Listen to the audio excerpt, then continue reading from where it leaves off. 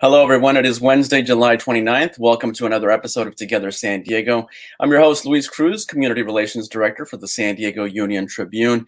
And joining me this afternoon is Beth Sirull, President and CEO of the Jewish Community Foundation of San Diego.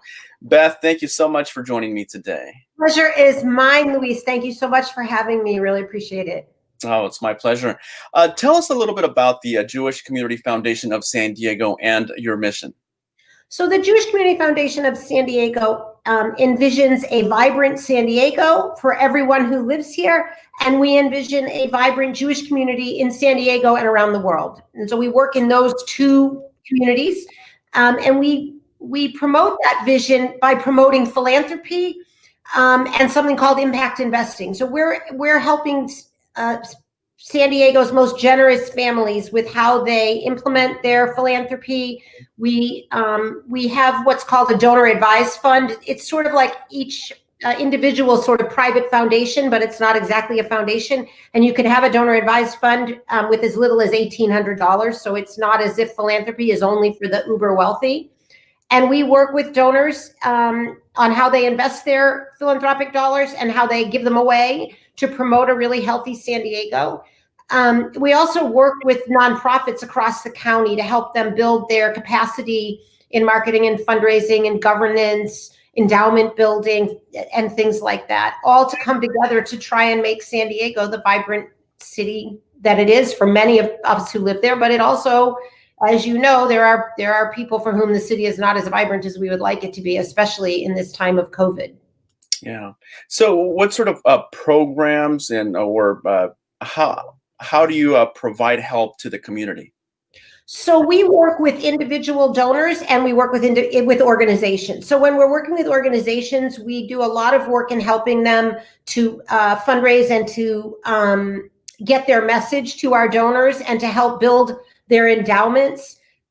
We train and educate our donors around the pressing issues in San Diego and keep them abreast of the organizations that are addressing those pressing issues so that they will then, make grants to those organizations.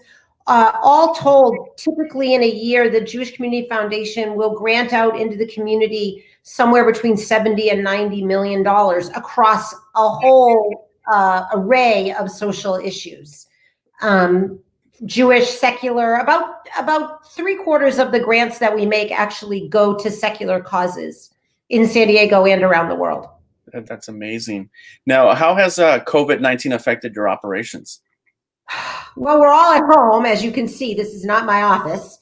And I'm really proud of my team that we were up and running and working with our donors and our community organizations from the day one of the shelter at home order.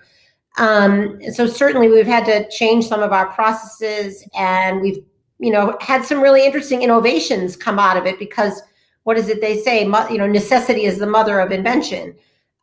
Fortunately, it is a more difficult time financially, but we've had solid operations for the 51 years that we've been in existence. So we're not like so many nonprofits that are at risk right now. We are a solid pillar in the community financially and impact-wise, but it certainly has changed how we operate. And we are, and we've rolled out some programs specifically around COVID, around educating our donors in terms of the organizations that are providing humanitarian assistance, and we've had a COVID-19 response fund. And so certainly we've been more preoccupied with the immediate needs in the community around COVID than we were before, that's for sure. Yeah. And what kind of needs are you seeing out in the community right now? Well, even before COVID, we saw tremendous needs for affordable housing and for economic development and job training and job creation. I mean, ultimately, no housing is affordable if you don't have a job. So when we talk about affordable housing, we also have to talk about economic development because they tend to go hand in hand. And those needs have only been exacerbated by COVID.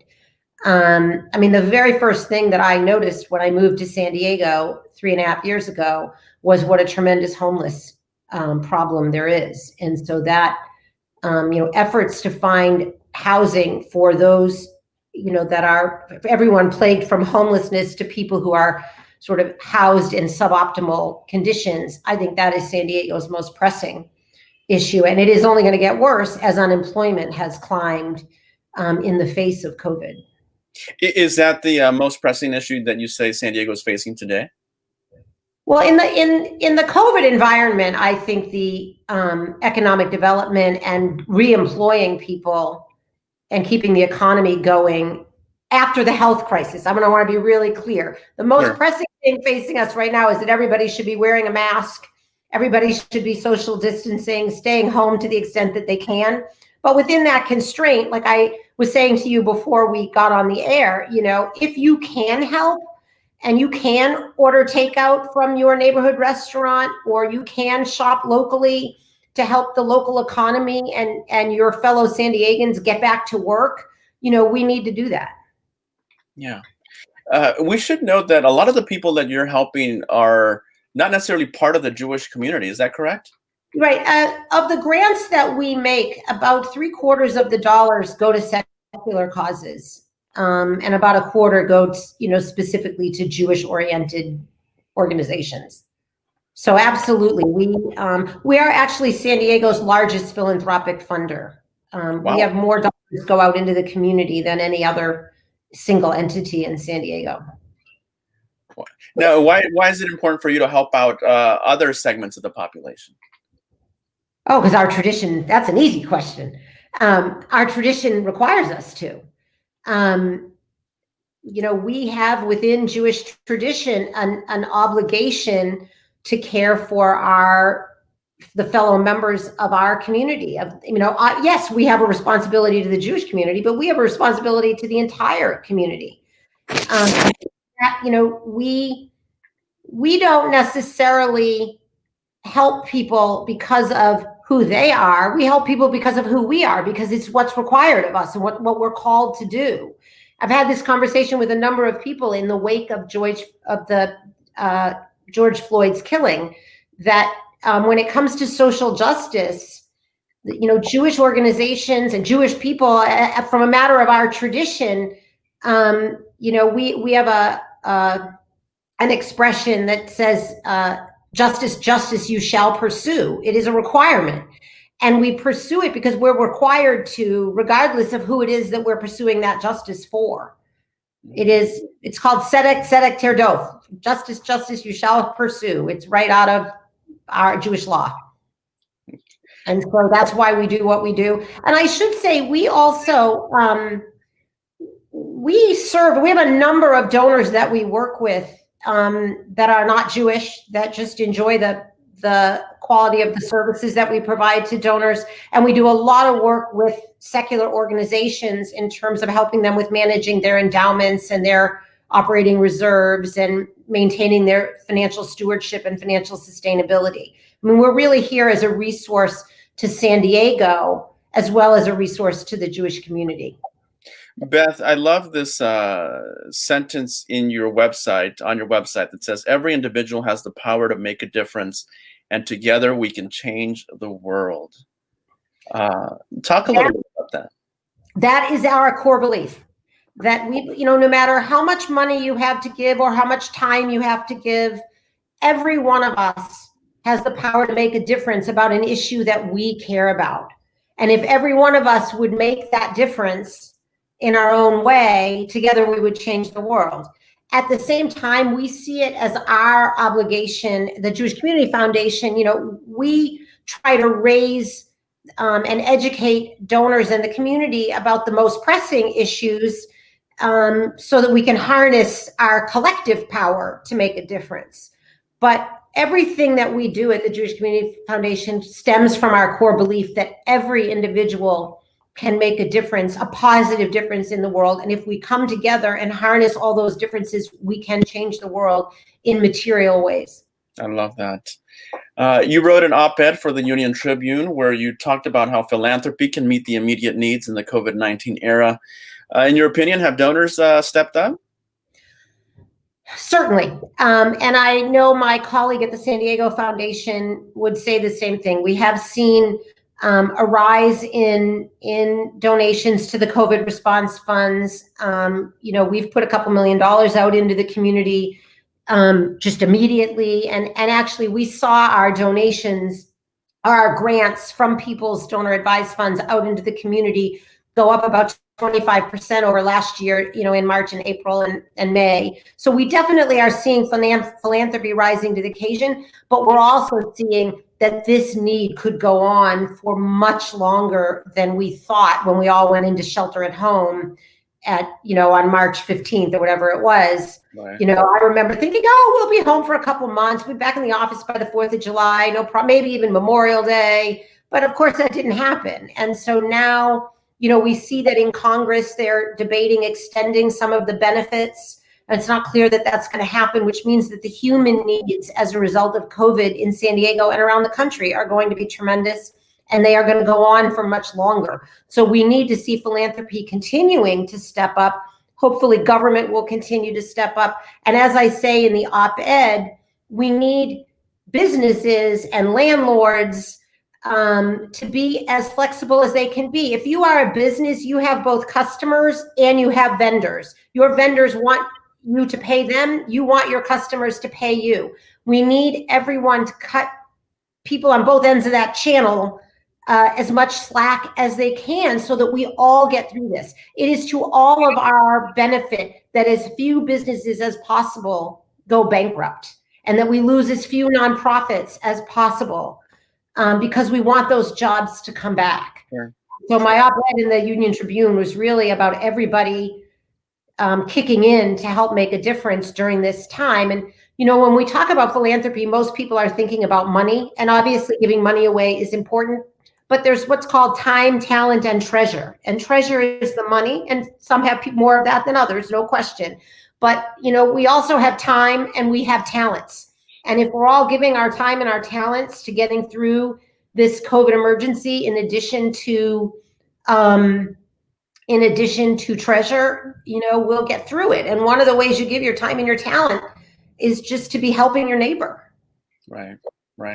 You also mentioned in the op-ed that this was the perfect time to adapt the golden rule. Talk about that. So the golden, we all know the golden rule, you should do unto others as you would have them do unto you. So if you are a business owner and you owe your vendors money and your customers owe you money, do to your vendor, be to your customers as you want your vendors to be to you. And so that we all do our part, and that we all try to bear some of the burden of this really difficult time. I mean, I think this time is unlike anything that any of us have ever experienced. Mm-hmm. And God willing, it's the only time we won't ever see it again. Right. Well, hopefully. After the death of George Floyd, you wrote another opinion piece on ways people can support the Black community. You talked about or suggested about opening up a bank account at a community development financial institution, or a CDFI. Can you tell us a little more about that? So community development financial institutions are financial institutions that are designed to provide responsible financial services to minority communities, low-income communities, to help reduce the wealth gap in the United States. There's a long history in the United States of banks tending not to bank not to provide services in low-income communities. So community development financial institutions, or CDFIs, that's actually a national designation that comes out of the Department of Treasury in Washington. And there are about 1,100 CDFIs in the country right now. And about half of those are actually CDFI banks. And they take deposits, and they use those deposits to lend on mortgages and small business loans in the low income and minority areas of their communities. So I wrote this piece, and I'm proud to say that the Jewish Community Foundation of San Diego did this. We took part of our operating reserves and we opened up an account with the Self-Help Credit Union here in San Diego that is federally insured. So it's not any riskier than if you had an account with your major bank. The difference is that they're using that money to lend out in low-income communities to help those who have a hard time accessing capital. And I'm encouraging other nonprofits and other people to do the same, because I think one of the pressing issues is the wealth gap in this country. And the way that the wealth gap gets addressed is by access to capital to people who have had a hard time borrowing, and people who have good business ideas but can't get capital to see them grow. And that's what CDFIs are for. In San Diego, from a depository standpoint, the Self-Help Credit Union is it's federally insured, so up to $250,000. You know, if something happened, you would not lose your money because the federal government insures it. And their mission, I don't have all the statistics off the top of my head, but I want to say that about 80% of the loans go to the residents of low-income communities, and something like 2/3 are loans to the Black community. And I think supporting the Black community in San Diego and around the country is something we can all do. And I'm going to seize this moment also to say that the Central San Diego Black Chamber of Commerce has a fund to help Black small business owners that's being administered by the San Diego grant makers. And they are out to raise $1 million on behalf of San Diego's Black small business owners. And we're really encouraging people to contribute to that. Yeah, and I believe that they are halfway through their. And the Union-Tribune has been really generous in providing advertising space to help them promote that mission. So we appreciate that.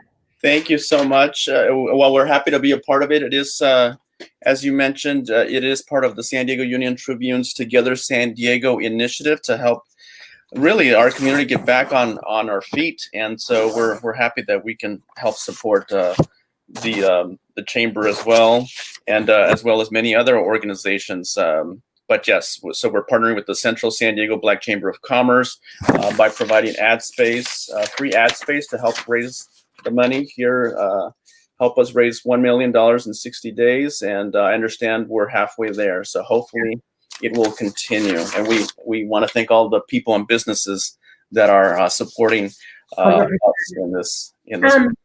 If I could also add, you know, we're in the wake of George Floyd, the Jewish Community Foundation, you know, it's the race relations and social justice are core Jewish values. And so we are making an effort to educate donors and give them an opportunity to learn more. So we're going to have 2 webinars coming up. One of them is on August 10th. And I want to tell people it features a gentleman named Anthony Ray Hinton, who's going to be talking about criminal justice reform and racial bias in the criminal justice system. Mr. Hinton is part of the Equal Justice Initiative in Montgomery, Alabama. He served 30 years on death row in Alabama for a crime that he did not commit, that he's been exonerated of, because he was caught in the wrong place at the wrong time and he had the wrong color skin. And we are honored that he's going to share his story. He wrote a book called The Sun Does Shine, and he's going to speak about his experience and about the need for, you know, judicial reform. And he's also going to speak about how his faith got him through. So we are a Jewish organization. Faith is important to us, whether it be Jewish or other. And so we're going to be having a sort of a faith conversation and a justice reform conversation with him at noon on August 10th, and it'll get promoted. But it's one of the events that, you know, that I think just has, that we do, that this one in particular has very broad community appeal. So we hope that people will come learn. That sounds like a great event. Will that information be on your website? Well, I don't believe it's up quite yet because we just booked this. Okay, but the website address is on the screen there. It will be. All right. The website address is jcfs.org. There it is on your screen. You can see that. Beth, what are some ways people can help your organization? Well, we love it when people open donor advised funds with us and let us help them with their philanthropy, or when you refer your friends to do the same. I mean, that is really, we earn our revenue by managing people's philanthropic dollars. And so when people open funds with us, that helps us to do the good work that we do. We don't fundraise in the traditional sense. We provide services in the community, and we collect revenue for that, and try and you know, put it to the best use to good in the community. And so we encourage people to do that, and we're here to help people who are trying to figure out how they can make a difference. Mm-hmm. Anything else you'd like to add? No, go out and make a difference. We believe in the power of every individual to make a difference, and that together we can change the world. So I hope that everyone listening will take that to heart and go out and make the difference that they can make and join others in doing the same. All right. Great advice. Thank you very much, Beth Sirull, President and CEO of the Jewish Community Foundation of San Diego. Great fun to be with you, Luis. Thank you so much. Oh, I really appreciated your time. Thank you so much. And thank you everyone for watching. Have a great day, everybody. Have you heard the news? There's a global health crisis going on right now. It's a deadly and highly contagious virus. They call it COVID-19. I'm Bill Walton, here with a challenge to all of you. We're having a contest sponsored by our San Diego Union-Tribune. Send us your ideas for different public service announcements, PSAs, or maybe your idea for a print ad, or a TikTok, or a social media video, whatever your means of communication are. And show us your thoughts on how we can all help stop the spread of COVID-19. The winner with the best idea gets $2,500. And I'm one of the judges. I'm talking to you. Wear a mask, practice social distancing, wash your hands, and be proactive on your own health. Until we have a vaccine, masks and social distancing really are the best way to bend the curve. So next time you go out into public, remember, wear a mask. It's not about politics, it's about common sense. We can stop the spread. We just have to distance, wash, and wear. We've got to stop the spread together, San Diego. Together, San Diego. Let's get it done.